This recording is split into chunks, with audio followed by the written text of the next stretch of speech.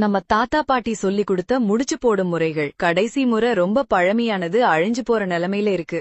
முறைய பார்த்ததும் எல்லாரும் என்ன பார்த்து சிரிச்சாங்க. ஆனா இந்த மாதிரி கட்டி போடுறது பணத்தை மிச்சம் பண்றது மட்டும் இல்லாம சுற்றுச்சூழலுக்கும் நல்லது தானே.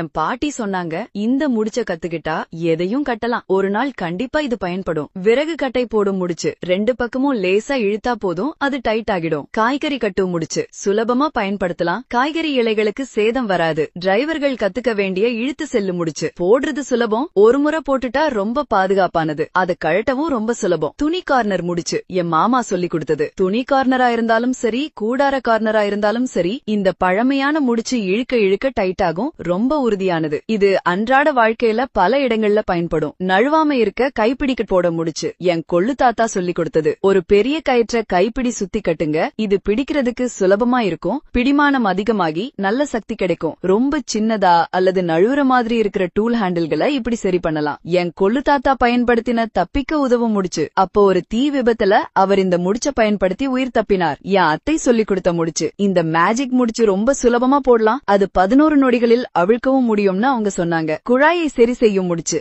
என் மாமனார் சொல்லி கொடுத்தது. கம்பி கிளிப் இல்லாத சமயத்துல அவர் தோட்டத்து குழாய்களை குழாய்கள்ல இணைக்க இத பயன்படுத்தினார். இந்த முடிச்சு லீக் ஆகாம ஜாயிண்ட டைட்டா வச்சுக்கும். ஏணி முடிச்சு என் மாமா சொல்லி கொடுத்தது. இது ரொம்ப பழமையானது, வெளியே ஏறும்போதெல்லாம் பயன்படுத்துவாங்க. இப்ப என் அத்தை இத கைவினை பொருட்கள் செய்ய பயன்படுத்துறாங்க. டூல்ஸ் வைக்க உதவும் முடிச்சு என் தாத்தா சொல்லி கொடுத்தது. கயிறை சுத்தி சுத்தி போடுங்க, கடைசியா பிளக்க வளையத்துக்குள்ள விடுங்க, கயிறு டைட் பண்ணி அதை மாட்டிடுங்க. அது பார்க்க